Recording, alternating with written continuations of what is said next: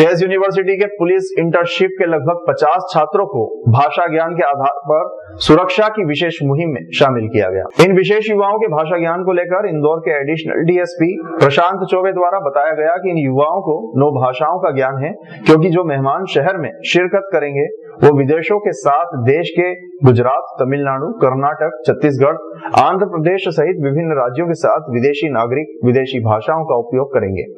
उन भाषाओं को समझने के लिए पुलिस इन भाषाओं का ज्ञान रखने वाले युवाओं को अपने द्वारा बनाए गए पुलिस पॉइंट पर साथ में रखेगी, जिनमें कुल 3 पुलिस सहायता केंद्र बनाए गए हैं और 15 स्थानों पर टिकट चेकिंग पॉइंट बनाए गए हैं, जिनमें पुलिस जवानों के साथ ये युवा भी शामिल रहेंगे, ताकि कोई मेहमान अपनी भाषा के अनुसार किसी स्थान या वस्तु को समझना चाहता है तो उन युवाओं के माध्यम से उन्हें समझाने में आसानी रहेगी और मेहमानों की पूर्ण रूप से सहायता की जाएगी। पुलिस पूरी तरह से हेल्पिंग हैंड के रूप में नजर आएगी और पूर्ण रूप से प्रवासी भारतीयों की मेहमान नवाजी के साथ उनकी सहायता करेगी। पुलिस वाले आपके साथ रहेंगे, आपको हम लोग ग्रुप में बांट के लगाएंगे। पुलिस वाला साथ रहेगा, वैरायटी ऑफ लैंग्वेज आप जो कहीं ना कहीं बहुत इंपॉर्टेंट है इस सम्मेलन के लिए, क्योंकि आप सभी ऑल फ्लुएंटली स्पीकिंग अंडरस्टैंडिंग। हमारे कई जवान ऐसे हैं जो हिंदी स्पीकिंग है, अंडरस्टैंडिंग ही नहीं है या स्पीकिंग, तो उनके लिए एक विशेष व्यवस्था यहाँ पे वरिष्ठ अधिकारियों के निर्देश पे की गई है, जिसमें हम लोगों ने जो सेज यूनिवर्सिटी के जो इंटर्नशिप हमारी पुलिस इंटर्नशिप करने वाले स्टूडेंट्स हैं उनकी पूरी टीम लगाई है, लगभग 50 स्टूडेंट की। ये स्टूडेंट्स 9 लैंग्वेजेस हमारे पास यहाँ पे, जैसा कि अभी आपको बताया मैंने कि हिंदी, इंग्लिश के अलावा बांग्ला, तमिल, तेलुगु, कन्नड़, गुजराती और मराठी और 1-2 अन्य लैंग्वेजेस हैं, जिसमें सभी लैंग्वेज की यहाँ पे हमारे पास एक्सपर्ट जो बच्चे हैं इनको हम लोग अवेलेबल रखेंगे। उद्देश्य ये है कि किसी भी प्रकार की लैंग्वेज की प्रॉब्लम कम्युनिकेशन में बाधा ना बने और पुलिस हेल्पिंग हर प्रकार की हेल्प करने के लिए, अपराध तो रोकना ही है, अपराध नहीं होने देना, अपराधी से उनका किसी प्रकार से अपराधी यहाँ घुसने ना पाए इसकी तैयारी करनी है। वो बचेंगे, हमारा सब प्रकार के लोग अलर्ट मोड में रहेंगे, सिविल के लड़के भी रहेंगे जो लगातार अलर्ट होकर वॉच करेंगे। लेकिन हेल्प में अगर कोई प्रॉब्लम है, किसी को कोई पुलिस से हेल्प लेनी है, तो वो कम्युनिकेशन किसी प्रकार की बाधा ना बने, इसके लिए पूरी तैयारी की जा रही है, इसके लिए विशेष प्रबंध किया गया।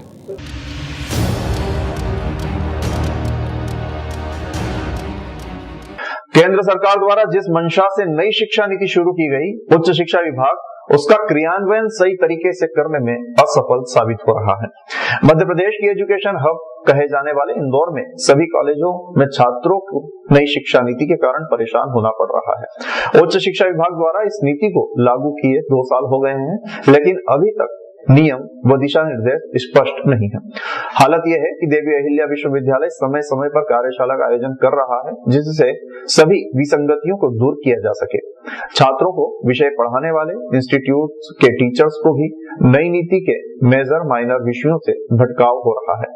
नई शिक्षा नीति के भरोसे मेजर व माइनर विषय बदलने वाले 70,000 से ज्यादा छात्र परेशान हो रहे हैं। कॉलेजों के प्रोफेसरों को भी नई शिक्षा नीति के बारे में जानकारी नहीं है। दूसरी तरफ डीएवीवी के कुलपति का कहना है कि शिक्षा नीति को लेकर जो भी परेशानियां आ रही है उसके लिए जल्द ही विभाग द्वारा कार्यशाला आयोजित की जाएगी। हालांकि मध्य प्रदेश के अंडर ग्रेजुएशन प्रोग्राम के लिए नई राष्ट्रीय शिक्षा नीति 2020 लागू है। इसके करिकुलम, क्रेडिट फ्रेमवर्क और यूनिवर्सिटी ग्रांट कमीशन द्वारा जारी फ्रेमवर्क में मल्टीपल एंट्री और एग्जिट सिस्टम के नियम अलग अलग हो गए हैं। हाँ, युवा नीति को लेकर हमारे कई कार्यक्रम चल रहे हैं। 2 कार्यक्रम अभी हो चुके। एक 30 तारीख को काफ़ी बड़ा कार्यक्रम हम लोग करने जा रहे हैं, जिसमें माननीय उच्च शिक्षा मंत्री जी भी शिरकत करेंगे। तो उसमें उसको थोड़ा बड़े स्तर पे मनाने का प्रावधान है। जो हम लोगों ने किया उसके लिए कल मीटिंग भी करने वाले हैं, तो उसमें सारे युवाओं से कि नीति में क्या क्या होना चाहिए। कल भी हम लोगों ने सुझाव मांगे थे और अभी भी मांग रहे हैं, और कल हम लोगों ने गूगल फॉर्म भी बना दिया है, जिस पर सब लोग अपने सुझाव, मतलब न केवल स्टूडेंट बल्कि जो यंग फैकल्टी मेंबर्स हैं, जो युवा हैं, वो भी दे सकते हैं, जो सीनियर्स हैं वो भी दे सकते हैं कि युवाओं के लिए नीति निर्धारण किस तरह से होना चाहिए। तो जितने भी स्टेक होल्डर्स हैं सबको फॉर्म भेजा जाए।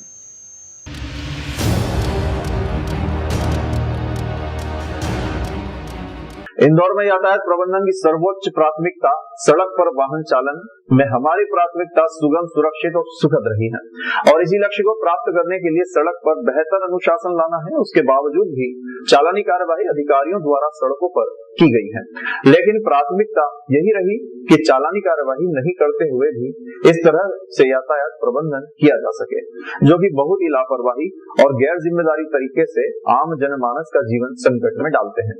ऐसे वाहन चालकों का 11 महीनों से विशेष अभियान के तहत यातायात प्रबंधन काफी बेहतर कार्य कर रहा है। 2022 नवंबर की तुलना में 2020 की तुलना में 2.5 गुना, 2021 की तुलना में 2 गुना से अधिक इस तरह समन शुल्क भी अधिक की गई है। इन 11 महीनों में सड़क पर जो अनुशासन यातायात में दिख रहा है वो यातायात प्रबंधन के तमाम अधिकारी और पुलिस कर्मियों की अथक मेहनत के कारण है। यातायात प्रबंधन की सर्वोच्च प्राथमिकता सड़क पर वाहन चालन में अनुशासन लाना रही है। हमारा लक्ष्य सुगम, सुरक्षित, सुखद यातायात और इस लक्ष्य को प्राप्त करने के लिए सर्वाधिक जोर, सर्वाधिक कोशिश सड़क पर बेहतर अनुशासन लाने की है। उसके बावजूद चालानी कार्रवाई भी हमारे अधिकारियों ने लगातार उसमें की है। लक्ष्य यही रहा कि बिना एक भी चालान किए हम कैसे सड़क पर बेहतर वाहन चालन सुनिश्चित कर सकते हैं। परंतु वह बिन प्रीत न होए गोसाई जैसी स्थिति में जो बहुत ही गैर जिम्मेदारी से लापरवाही पूर्वक वाहन चलाकर आम जनमानस का जीवन संकट में डालते हैं, ऐसे वाहन चालकों के विरुद्ध भी पिछले 11.5 महीने से लगातार पुलिस कार्रवाई कर रही है।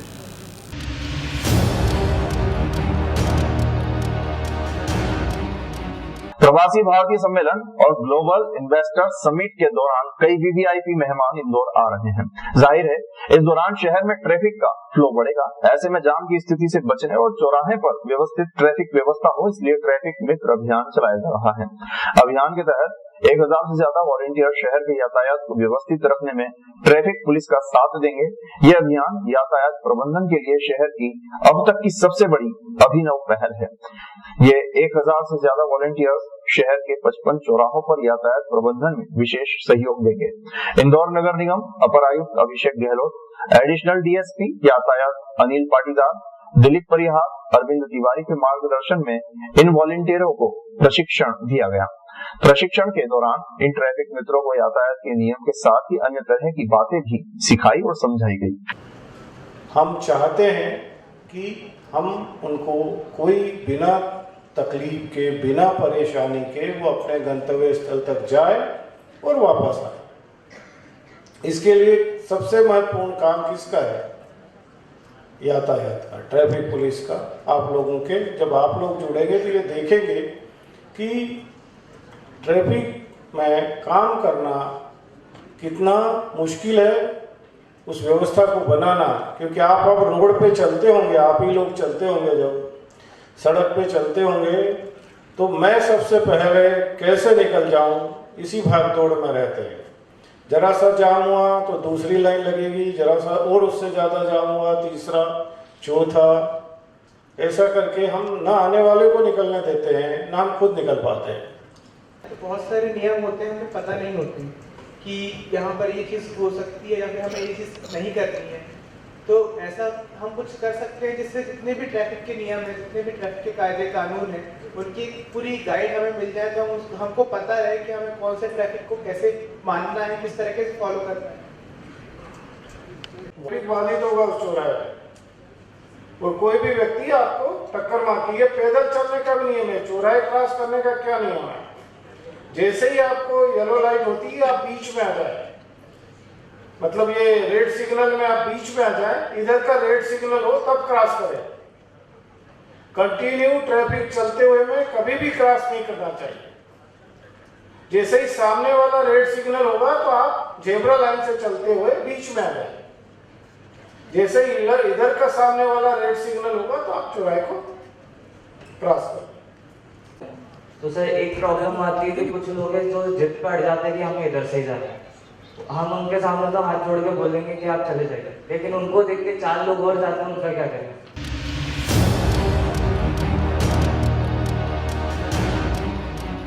फिर चला प्रशासन का बुलडोजर, 4 बदमाशों के मकान जमींदोज, प्रशासन की संयुक्त कार्रवाई। आज शहर के 4 बदमाशों के मकान पर प्रशासन का बुलडोजर चला, वहीं एक अन्य बदमाश का मकान सील किया गया। इस कार्रवाई के दौरान मौके पर भारी पुलिस बल तैनात रहा। जिला प्रशासन ने एक बार फिर गुंडे बदमाशों के मकान तोड़ने की मुहिम शुरू की है। कल भी 3 बदमाशों के अवैध अतिक्रमण हटाए गए थे, वहीं आज भी बदमाशों के खिलाफ कार्रवाई की जा रही है। सबसे पहले सुबह महाकाल थाना क्षेत्र के कुख्यात बदमाश अयाज लाला के बेगमबाग स्थित घर पर हथौड़े चले। उसके खिलाफ हत्या के प्रयास और लूट सहित कई गंभीर अपराध पंजीकृत हैं। इसी तरह नीलगंगा थाना क्षेत्र में करीब 3 बदमाशों के खिलाफ कार्रवाई करते हुए उनके मकान भी जमींदोज कर दिए गए। इसमें लेडी डॉन रानी सोदे भी शामिल है। इसके अलावा एक अन्य बदमाश का मकान सील कर दिया गया। सीएसपी विनोद कुमार मीणा ने बताया कि प्रशासन द्वारा एंटी माफिया अभियान के तहत गुंडे बदमाशों के खिलाफ कार्रवाई की जा रही है।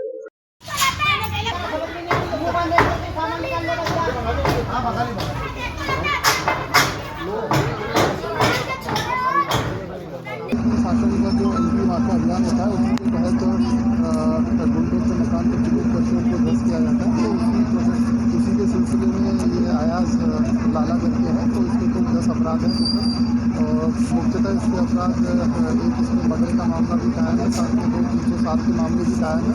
इसके अलावा चोरी करना, साथ में मारपीट करना और फिरौती देना, इस तरीके की अपराध में भी ये संलिप्त है। तो उसी के तहत आज इसका मकान तोड़ा जा रहा है। तो इसके अलावा शहर में अन्य थाना क्षेत्रों में भी कैंप किया जा रहा है। इसी तरह शहर के अंदर जो भी गुंडे हैं, अपराधी हैं, जिनके अपराध बहुत ज़्यादा है, उनके खिलाफ पूरे शहर भर में आज अवैध उनके मकान को तोड़ने की कार्रवाई की जा रही है।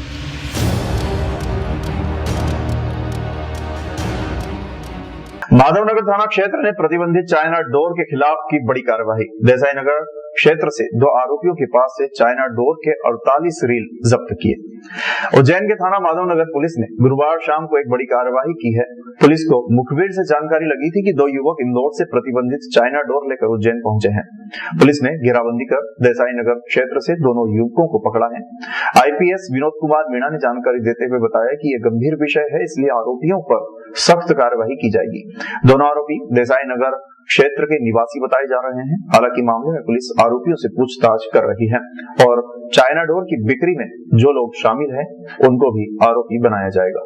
ये कल हमको सूचना दी कि जो प्रतिबंधित चाइना डोर है उसका कुछ लोग क्रय विक्रय करने वाले हैं। तो मुझे सूचना के आधार पर जब हमने घेराबंदी करी तो हमें वहाँ पे 2 लोग मिले, जिनके पास से कुल 48 गड्ढी हमको चाइना डोर की मिली।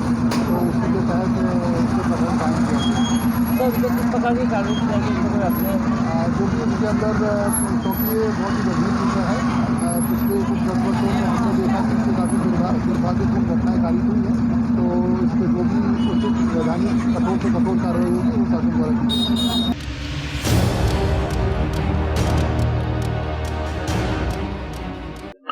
नीलगंगा क्षेत्र की कबेलू कारखाना की जमीन को जिला प्रशासन ने नगर निगम को सौंपा है। महापौर ने किया निरीक्षण।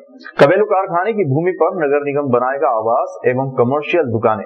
नीलगंगा क्षेत्र की बेशकीमती जमीन अब नगर निगम को मिल गई है। दरअसल ये जमीन कबेलू कारखाने के नाम से जानी जाती है। शुक्रवार को महापौर मुकेश टटवाल ने नगर निगम आयुक्त रोशन कुमार सिंह के साथ बेशकीमती जमीन का दौरा किया और भविष्य की कार्य योजना तय की। महापौर ने बताया कि यहाँ मॉल कॉम्प्लेक्स, बड़े फ्लैट और दुकानें बनाई जाएगी। यहाँ गरीबों को आवास दिए जाएंगे। भूमि का स्वामित्व नगर निगम के पास आ गया है। महापौर टटवाल ने बताया कि यहाँ करीब 2000 फ्लैट और 500 के लगभग कमर्शियल दुकानें बन सकती हैं, लेकिन प्लानिंग को अंतिम रूप देने के लिए इस काम का करना बाकी है। आज हमारी जो कबेलू कारखाने की जो भूमि है उसका स्वामित्व नगर निगम के पास आ गया है और उसकी रजिस्ट्री भी नगर निगम के पास हो गई है। तो जिससे हमारे मुख्यमंत्री जी की मंशा है कि जिनके पास खुद का स्वयं का मकान नहीं है, जिनके घर नहीं है, जो हमारे गरीबी रेखा के जीवन यापन करते हैं, जिनकी आय उस मापदंड के अनुसार कम है, तो ऐसे सारे बंधुओं को एकदम यहाँ मकान देने वाले हैं। तो उसकी हमने योजना बनाई है। उसके लिए हम आवेदन पहले मंगवाएंगे और जितने भी आवेदन आ गए उतने लोगों को मकान बना करके यहाँ पर हम देंगे। उसके बाद में इस पूरे जो हमारा क्षेत्र है इसका हम व्यवसायिक उपयोग करेंगे।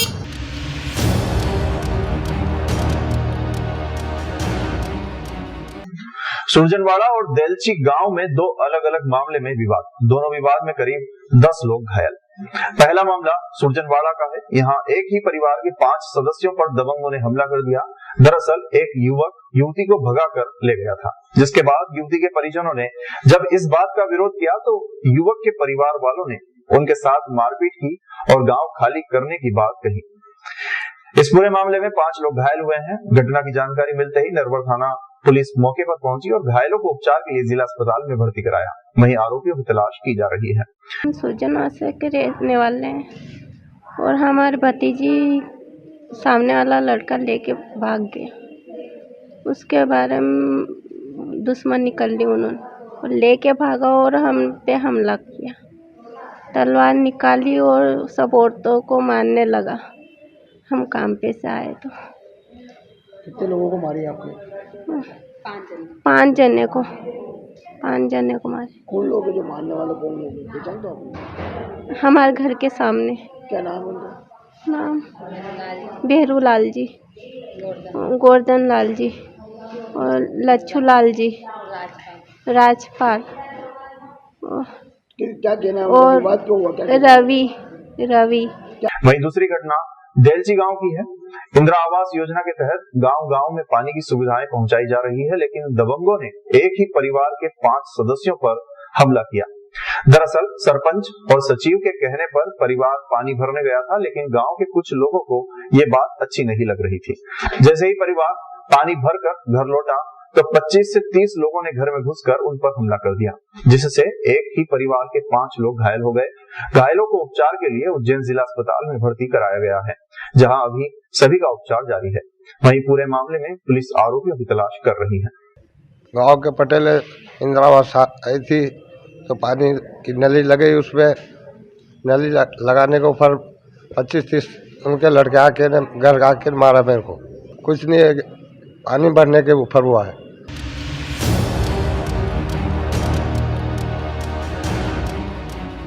विनोद मिल मजदूरों को सुप्रीम कोर्ट के आदेश अनुसार भुगतान की 8वीं सूची 30 दिसंबर को जारी हुई है, जिसमें 192 मजदूरों को 4,15,80,075 रुपए का भुगतान किया गया। अधिवक्ता धीरज सिंह पवार के साथ उज्जैन मिल मजदूर संघ के अध्यक्ष ओम प्रकाश सिंह भदौरिया, कोषाध्यक्ष संतोष सिंह सुनहरे एवं वस्त्र उद्योग श्रमिक संघ के प्रधानमंत्री पंडित हरिशंकर शर्मा ने परिसमापक कार्यालय द्वारा जारी की गई सूची से अवगत कराया। साथ ही बताया कि जिन श्रमिकों के आवेदन व श्रमिकों के दस्तावेज जमा किए, उनकी जांच प्रक्रिया परिसमापक कार्यालय में जारी है। ओम प्रकाश भदौरिया ने बताया कि अब तक कुल 1240 मजदूरों को भुगतान किया जा चुका है। पहली सूची में 100 मजदूरों को 2 करोड़ 21 लाख एवं दूसरी सूची में अगले 100 मजदूरों को 2 करोड़ 22 लाख का भुगतान किया गया और तीसरी सूची में 217 मजदूरों को 4 करोड़ 90 लाख का और चौथी सूची में 280 मजदूरों को 6 करोड़ 30 लाख रुपए का, पांचवी सूची में 120 मजदूरों को 2 करोड़ 80 लाख रुपए का और छठी सूची में 126 मजदूरों को 2 करोड़ 90 लाख रुपए का, सातवीं सूची में 105 मजदूरों को 2 करोड़ 40 लाख तथा 8वीं सूची में 4 करोड़ 10 लाख का भुगतान किया गया, जिसकी सूची उज्जैन मिल मजदूर संघ कार्यालय कोयला फाटक पर चस्पा की जा रही है। पंडित हरिशंकर शर्मा एवं संतोष सिंह सुनहरे ने बताया कि अब तक कुल 1240 मजदूरों को 28 करोड़ 13 लाख 42,403 रुपए राशि का भुगतान किया जा चुका है और भी मजदूरों के भुगतान के लिए लगातार प्रयास किए जा रहे हैं। श्रमिकों से अनुरोध किया कि यूनियन कार्यालय पर आकर सूची देख सकते हैं एवं शेष श्रमिक शीघ्र अपने दस्तावेज कार्यालय आकर जमा करें, जिससे उन्हें शीघ्र भुगतान किया जा सके। जिन श्रमिकों का लिस्ट में नाम आ चुका है और किसी कारणवश बैंक खाते में पैसा नहीं आया, वे श्रमिक कोषाध्यक्ष संतोष सुनहरे से उज्जैन मिल मजदूर संघ कार्यालय कोयला फाटक पर आकर संपर्क करें। इधर 8वीं सूची जारी होने पर मजदूरों ने जहां खुशी थी, वहीं प्रधानमंत्री नरेंद्र मोदी की मां हीराबाई का निधन होने के कारण उज्जैन मिल मजदूर संघ कार्यालय पर शोक भी था। मिल मजदूर संघ कार्यालय शोक सभा रखी गई थी एवं उज्जैन मिल मजदूर संघ के कार्यकर्ता श्रमिकों ने 2 मिनट का मौन धारण कर श्रद्धांजलि अर्पित की। निरंतर एक के बाद एक सफलता प्राप्त करते हुए आज परिसमापक कार्यालय द्वारा हाई कोर्ट के आदेश पर, सुप्रीम कोर्ट के आदेश पर जमा पैसे में से 8वीं सूची जारी की। उसके लिए आज हमारे देश के प्रधानमंत्री माननीय नरेंद्र जी मोदी की माता जी का स्वर्गवास होने के कारण इस एक अच्छे कार्यक्रम को भी हम सादगी से इसलिए मना रहे हैं, उनको हमने श्रद्धांजलि अर्पित की। परमात्मा उनकी आत्मा को शांति दे। आज उज्जैन मिल मजदूर संघ द्वारा परिसमापक से 8वीं लिस्ट जारी हुई है। उस 8वीं लिस्ट के अंदर 192 लोगों का नाम दिया गया है, जिसकी राशि 4,15,80,075 रुपये है और मृतकों का भी पैसा जारी होने वाला है। और इस लिस्ट को जारी करते हुए आज जो हमारे को दुखद घटना का प्राप्त हुई है कि हमारे देश के प्रधानमंत्री मोदी जी की माता जी हीराबा का निधन हो गया है, उसी श्रृंखला में हम सभी मजदूरों ने श्रद्धांजलि देकर उनका शोक मनाया है।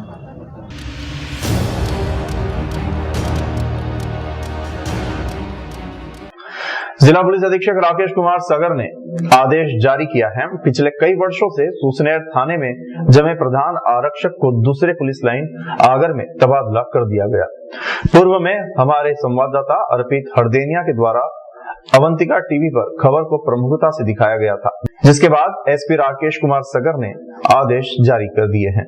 गत दिवस पहले प्रधान आरक्षक शंभू कुमार जाट की एसपी के पास शिकायत पहुंची थी।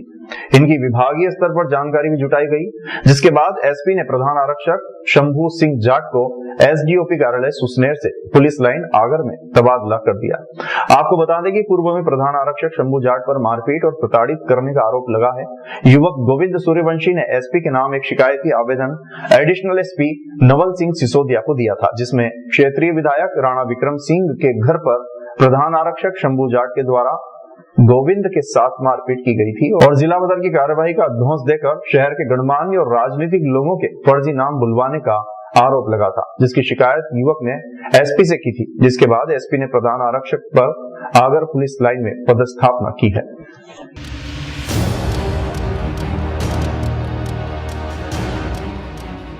राजगढ़ जिला अस्पताल में एक महिला की नॉर्मल डिलीवरी के कुछ घंटे बाद मौत हो गई। परिजनों ने नर्सिंग स्टाफ पर लापरवाही के आरोप लगाए।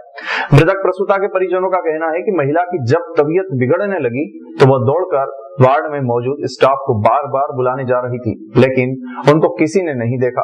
तड़प कर आखिर महिला की मौत हो गई। महिला की मौत के बाद परिजनों ने जिला अस्पताल में शोर शराबा किया, तब पुलिस फोर्स के साथ अस्पताल स्टाफ पहुंचा।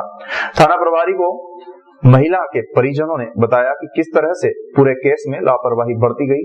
थाना प्रभारी को परिजनों ने कहा कि उनसे डिलीवरी करने के 3,000 रुपए लिए गए।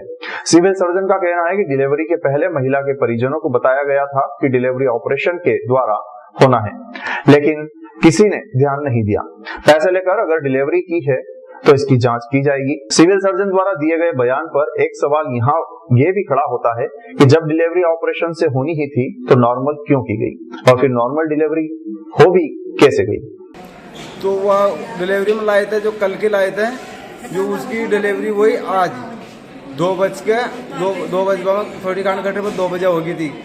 तो ना मेडमा ने रिश्वत भी ले लिया हमारे पास से, और रिश्वत लेके और जिसका बाद में ना उन्हें संभाली भी नहीं डिलीवरी होया के बाद, जो 4 बजे तक तो वह लुगाई मर गई। फिर मेडमा ने जो माँ ने बोली कि भाई आप इसको संभालो नहीं, क्या कुछ नहीं हो उसका तो पड़े रहने दो, कुछ खिलाओगे उसे, बिस्कुट खिला जाए, चाय पिला जाए। उसने कहती कि मेरे ज़्यादा तकलीफ है, मेरे को मेडमा बताओ। जो मेडमा ने सुने ही नहीं करी साहब। उस टाइम जो ड्यूटी डॉक्टर थे उससे आपने बोला था, उसने संभाल? हाँ, डॉक्टर वहाँ को बोला था मैंने मेडमा को, भाई आप इसको संभाल लो, इसको ज़्यादा तकलीफ है। तो यहाँ ने संभाली नहीं। भाई हमारे जो हुआ ऐसा दूसरे के साथ में मत करो मेरा भाई, और ये मेडमा कोई तरीका नहीं है इसका काम करने का। ये गायत्री बाई नाम की महिला थी, जो कि देवरी विलेज है जीरापुर के पास, वहाँ से रिफर्ड थी। कल से यही एडमिट थी और इनको सीजर के लिए भी एडवाइस किया। इनके परिजनों को बता दिया गया था कि सीजर के लिए इनका बच्चा नॉर्मल डिलीवरी मुश्किल है, पर वो लोग नहीं चाह रहे थे। उन्होंने बार बार जितनी बार भी उनको बताया, नेगेटिव कंसेंट दी थी। आज इसकी डिलीवरी हुई थी, नॉर्मल थी, बच्चा जो वीक है, डिस्ट्रेस में है, वो भी एसएनसी में भर्ती है। इसके बाद में इसकी डेथ हुई है। बता रहे हैं कि परिजनों ने बेड साइड पर लेटे लेटे कुछ खिलाया है, बिस्किट और चाय दे रहे थे उनको, तो उसके साथ हो सकता है एस्पिरेट कर गई हो। हमने परिजनों को हमने टीआई साहब को ही बुलवा लिया है, परिजनों को बोला है अगर आप पोस्टमार्टम भी करवाना चाहते हो वो करवा देते हैं। सही में परिजन आरोप लगा रहे हैं कि डॉक्टर ने संभाल समय पे नहीं देखा, इन्हें बार बार डॉक्टर से बात करी पर डॉक्टर ने आके देखा नहीं, वही कुछ स्टाफ ने पैसे भी मांगे, उनसे पैसे भी लिए। ये मैं दिखवाता हूँ जो से भी अगर इस तरह की पैसे की डिमांड है ये तो कार्रवाई की जाएगी, पर पेपर्स में मैंने देखा है उसको टाइमली अटेंड किया गया हमारे स्टाफ ने, और आगे जो मैटर है वो देखते हैं क्या इन्वेस्टिगेशन।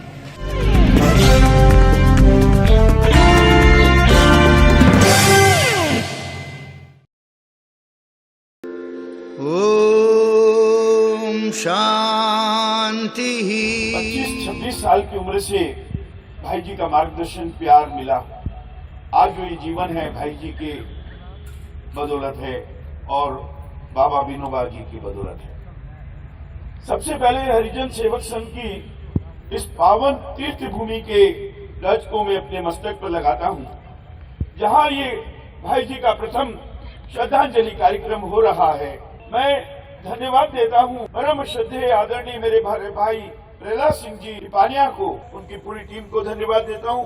मुस्लिम सिख ईसाई, हिंदू मुस्लिम सिख ईसाई, जैन पारसी बौद्ध बहाई। भाई जी की आवाज हमेशा हम लोगों के लिए ऊर्जा का केंद्र रहेगी। मत कर माया को अहंकार, मत कर काया को अभिमान।